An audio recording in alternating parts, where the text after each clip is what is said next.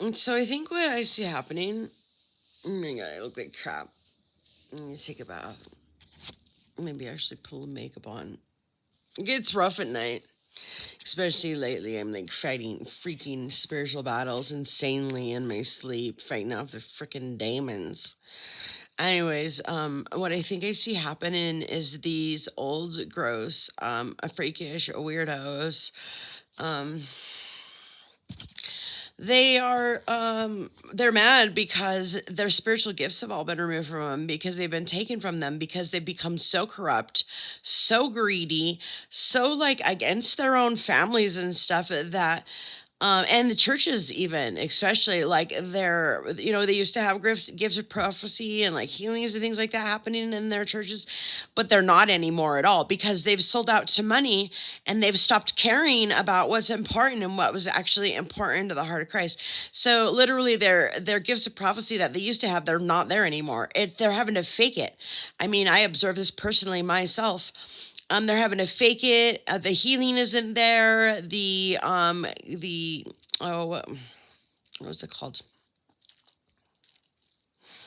Oh, it's like when they know, you know what I mean? When they're given, a gift of intuition, knowledge, knowing. I can't think of the exact term that, you know, my parents' super cult uses, but it's fake. It's fraud. It's all being faked. And then if somebody is in there with authentic gifts, they kick them out. That I experienced as well myself. And the people that they like harped on, like some of these pure at heart, lowly, like prophetesses or whatever. They don't even call themselves that because these people are humble, readers, messengers, whatever. These churches like judge them, because they, have colorful language and that doesn't fit into the little like, external like package that the church tries to promote and make money off of.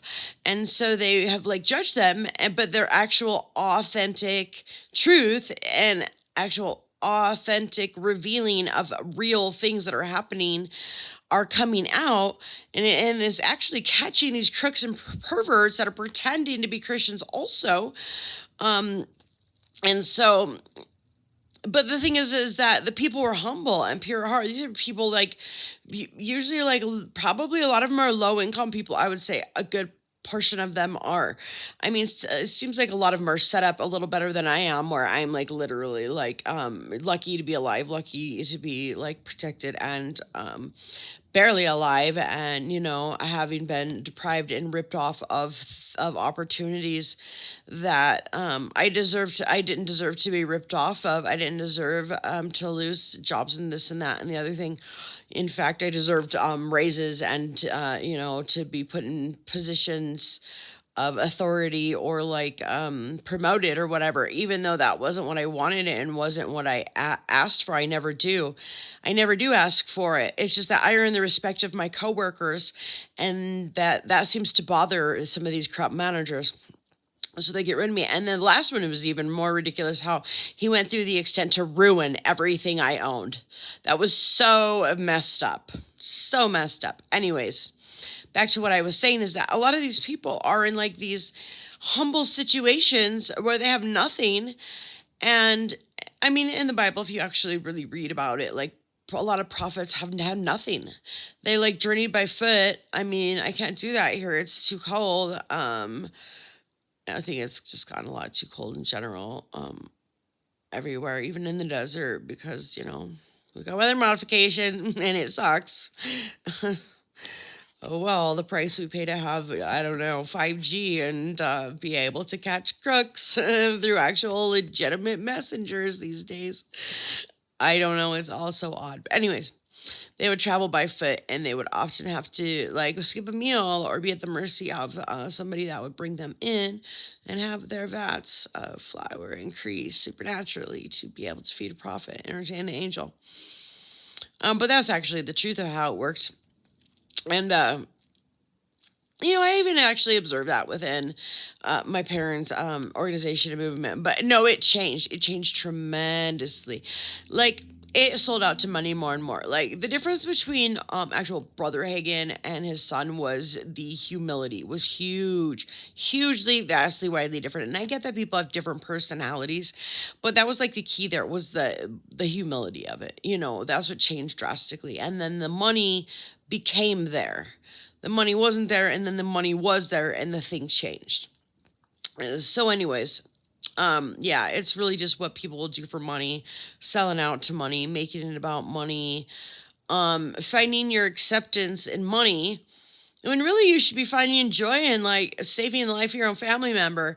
No, like it's more about finding joy in, having a motorcycle in your garage that nobody, that isn't being ridden, keeping these brand new pristine things that you're afraid to ride because it's like they're little trophies of money and success.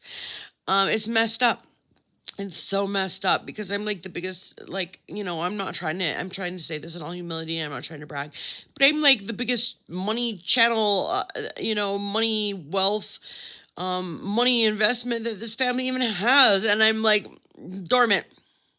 I'm not necessarily dormant. Like a lot of my gifts have been stolen. A lot of my ideas have been stolen and used by others.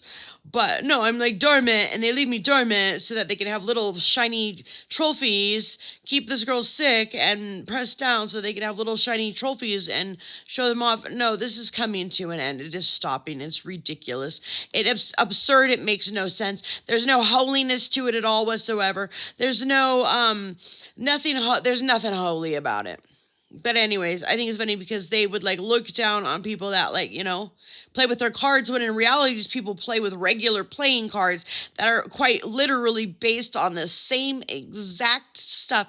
The actual playing cards come from the same cards that the tarot was made or whatever. I have seen like stuff come up on my feed about like it's like Steve Noble, which I thought I admired him, like maybe a little bit. But then it's talking about the twin flame delusion. Nah, I had to think about that one because I've already considered that myself. Is this like just a delusion and this and that and the other thing? And then I'm like, nah, there's just like too much to it, and it's not. And then Abraham Hicks, which I like, used to listen to her a little bit, but she lost me because she's in the same vein of these people won't acknowledge, okay, I'm sorry. When you are a targeted individual, the same principles don't work. They don't apply. When you have crooks working against you, it does not matter what law of attraction principles you employ, how well you do, and what you achieve. It will all be removed from you because you are being targeted. Until these crooks are removed that are vile and, they are criminal over money and they will do whatever and destroy whoever's lives over money and status until they are removed. No law of attraction works for anybody. The more people get together and target against that person. So yeah, I mean, it's just ridiculous. I can't wait to get off the grid again. Be in safety and get off the grid again. I am doing my part. I've done my part. I can't wait for my part to be over. I saw manifestation of, some stuff going out, flashing lights all over the place, but it needs to happen. I'm over it. It needs to be done. I'm over it. I'm so over it. I'm so fucking over it. I only have so much time left to use all of my gifts and talents that have remained buried in the sand as I have been put in the sand with ministers of the gospel stepping on top of me, mad scientist stepping, minister of the gospel that signed me off into being a lab rat, stepping on top of me and stealing my gifts and refusing to help his own daughter get better. It's sick. That church ought to be shut down.